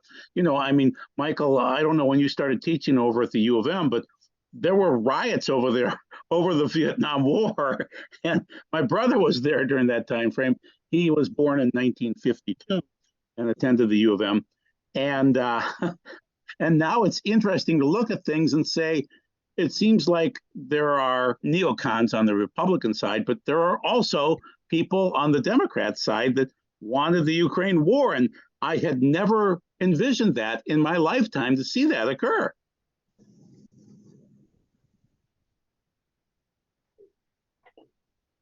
Yeah, it is really fascinating to see how society shifts like that. I mean, wow. I mean, I was even fascinated to see just how much Americans were supporting Israel, like with the current conflict. I mean, it was kind of a switch for a while there. So it's just amazing how people's opinions change, how parties change. It is intriguing to watch the Christians support Israel. Yeah, right now. And the you would assume that the Orthodox Jews would support Israel. I'm not always sure if the Reform Jews are, because I see it back and forth. I see the arguments within the Reform side, but yet the Christian Americans are supporting Israel. Very intriguing. Yeah. It's interesting. I don't think you can say that as a blanket statement. I think that there's different segments of the Christians. I think you'd have to break it down further in order to make generalizations. Well, and the different types of, well, if you call them Christian Zionists, I mean, you've got Christian Zionists that like support Israel, and they're just like really cool with the Jewish people and Judaism and Torah and everything. And then you've got fundamentalist evangelical Christians who want to see every Jew in Israel convert to Christianity or believe in quote unquote Messianic Judaism, basically just keep Jewish ritual but like believe in Yeshua. So I mean, it's like that's a tremendous, I would say a tremendous proportion of the American Christian Zionist community, and that these are people that I had to deal with, that I still have to deal with, like in China. It's like a huge thing. You have, I mean, I was told by a Chinese Christian missionary that there are they have centers in Israel devoted to, Chinese Christian missionary centers devoted to converting Israeli Jews to Christianity or Messianic Judaism, whatever. So, I mean, there's well, Wikipedia says 10 to 20,000 Messianic Jews, quote unquote, in Israel. The Israeli government considers them to be Christians, but I mean, I met a fair amount of Messianic Jews in Israel. I even met a Russian one. Well, he was like Lithuanian Russian, but he was from the former Soviet Union. I mean, it's a huge thing. I met, it freaks me out because I had to deal with it personally in China. I had to deal with these missionaries, like Baptists or whatever, trying to convert Chinese Jews. It's like this huge thing. The Kaifeng Jewish community that I worked with for, I was kind of like undercover work for some years, and now I'm getting back into it now. It was like I've got to deal with these people who are like trying to bring. I mean, it's a huge thing. It's like they go to disadvantaged Jewish communities or like people with Jewish ancestry, but they're like not accepted fully by the Jewish world, or I mean, they target people. They target Jews that are disadvantaged. I mean, I was looking at it as like it's like 17% of Jews in Russia identify as Christian. I thought that was an interesting number. And I wonder, they might do that so that they can get food. There is a reason why there's the vow breaking just prior to Yom Kippur. Sometimes it's food or death. Like the forced conversions and things like that. Yeah, well, that's a huge thing about it. I mean, the missionaries, they use money to manipulate Jews into believing in Yeshua. So it's a real thing. I've seen it personally. So This is like something that I'm trying to figure out how to address. How do you stay politically correct enough so that you're not disrespecting a major world religion, but also like try to protect the Jewish people from missionary work? How do you be a counter missionary and still be respectful enough to Christianity or Islam? I mean, there are Muslim missionary groups, so apparently I haven't seen them, but Toby Fisher has that flair where he goes out and does debates, and so he has. I can't remember the name of his organization, but he goes out, and so he's basically an anti-missionary. right. I mean, that's kind of like what I am in a way. That was like I did a year of that, so like I basically became a counter missionary. It's something I don't like to really tell people because like it could potentially have a negative connotation, but I guess. But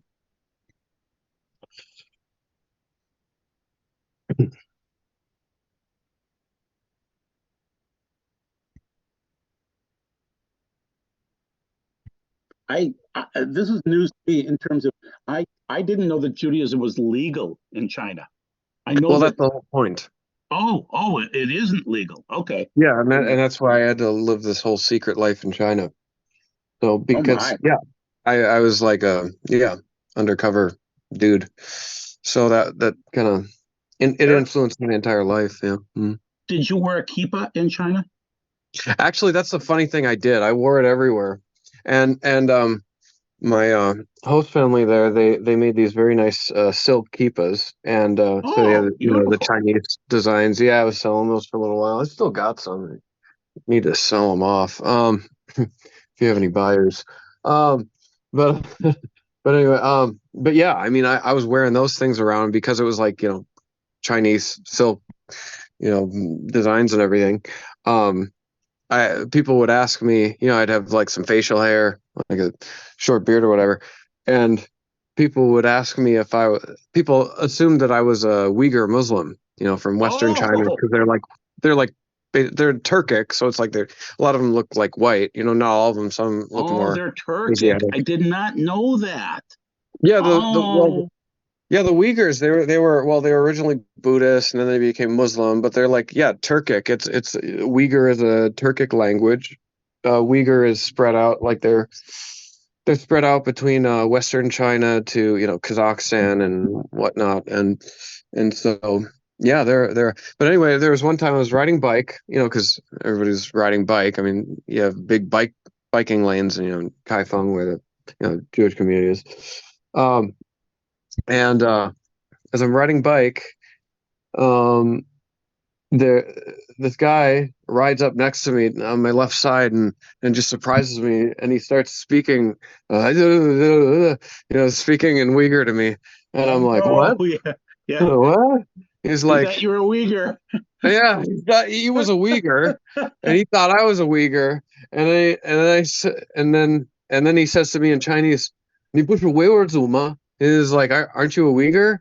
And I was like, "No." I said, "不，我是犹太人." No, I'm a Jew. And he's like, and then he just turns his head and he just zooms away. He's like, I don't want anything to do with this. Yeah.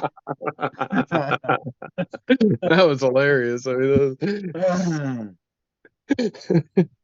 yeah. It was interesting meeting Muslims in China. There was I met some very nice Muslims. I met some very interesting, like there was one time in the mosque in Xi'an. There's a very historical mosque that's hundreds of years old, and so it's like traditional Chinese architecture, and it's a mosque, and it's really cool. I really like, but it feels a lot better going into a Chinese mosque than the other temples, because it's like there isn't a Avodah Zarah there. It's a mosque. Okay, cool. But so it always felt better, like just visiting for art, just admiring the architecture. Anyway, I'm in this. I met this mosque, and there's one of the curators of the mosque, this Muslim guy, and and you see all these Muslims are seeing, these Chinese Muslims are seeing me with my kippah, with my yarmulke, and I'm talking with this curator of the mosque or whatever, and I said, oh, we're, woman Chinchi. I was like, we're relatives. He's like, I'll never forget his response. Chinchi, huh? Yuan de Hun. It was like, oh, relatives. Yeah, really distant relatives. Like, okay. I cite Abraham at that point in time. They respect Abraham, but they don't respect Isaac and Jacob. So, well, I mean, I went into a mosque and I was with a Christian friend, and like Lutheran, and we went to this mosque, and so the guy, it was really fascinating observing this. So this guy, he's all excited. He got these two non-Muslims at this mosque, and so to me, he's talking about how much he loves Moses. Oh, Moses was so good. Oh, it's so good. We love. Oh, you're Jewish. Oh yeah, Moses, because I'm Jewish. So then, but then to my friend, he's like, oh, you're Christian. Oh, just talking about how much he loves Yashika. It was really hilarious, like watching the kind of conversion tactics. It's like, when they meet a Jew, they're like, they really, they'll play up Moshe, they'll play up Ibrahim, they'll play up, they like Muse, Moshe is Muse, so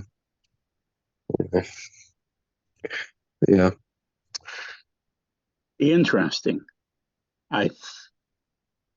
When I was in college, I managed a foreign student house at Hamline University, and so I had many Muslims stay with me. And we got along just fine, especially the Iranians. Oh my, they were amazing people. I swear they were Jewish. I thought they were, Who knows? Maybe they were. I don't know originally. But the point was that I got along well with them, but they were highly intelligent and wealthy Muslims. Whereas the newer Muslims coming to the States are sometimes poorer, and so they're not always as friendly. When I go to Trader Joe's and they figure out that I'm Jewish, they don't treat me the same way when they're Muslim. They it's not as friendly, It really depends. It really depends. I mean, I've got Egyptian Muslim friends here, and they're just the nicest people. I mean, rest in peace. I got an old friend. She was like, kind of like an auntie. It was like she was just so nice and warm to me. She reminded me of my Moroccan host family, my kind of like host mom, sort of like in Yerucham in southern Israel there in 07, 08. Like she was really nice to me. And this Egyptian Muslim woman, she had that kind of same sort of hospitality. She was so nice, and of course she just loved that she had a Jewish friend. I mean, she was really cool. Like she just had nothing against Jews. I mean, they have their beliefs, but they have their concepts of this and that. But it was like just person to person level. I mean, it was just so warm, and so, I mean, it just depends on. It does depend on the person. You're right. Yeah. Yeah. I mean, I've seen both sides. I mean, I was in Nablus, Shechem, and in the West Bank there. And it really depends. Sometimes they'd figure out I was Jewish, and I'd be like scared because I'm, in this Arab area in the West Bank, and it was in 2012, and at one point I'm in this store. I want to buy a nice rug, and there's a rug dealer, and the guy says to me, in Hebrew, why don't you just speak Hebrew? I said, what? Oh, hey, don't worry. I have Jewish friends. I'm like, It's like, because I was trying to be undercover, and he sniffed me out. He was like, yeah, you're one of those American Jews. Yeah, don't worry, it's fine. I like Jews. He's such a nice guy. So yeah, I still have many Muslim friends to this day from college. So yeah, cool. great business people, especially my Iranian friends. And they were booted out of Iran anyway. I mean, they left before the Shah fell. Yeah. And they can't go back home. Yeah.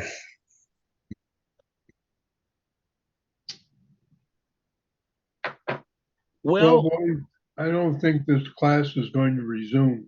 I think we have our rabbi sleeping right now, and I don't blame him. All right. Have a good Shabbos, everyone. Good job. Good Shabbos. Good Shabbos, This Mike. was fun. Thanks, Eric. That was wonderful. I love hearing that. Thank you. Yeah. Next Great week. talking to you guys. Good job. Good Shabbos.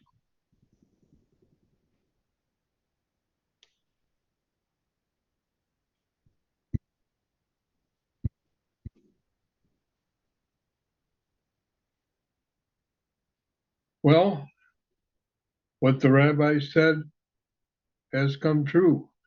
It's the only class where the teacher falls asleep.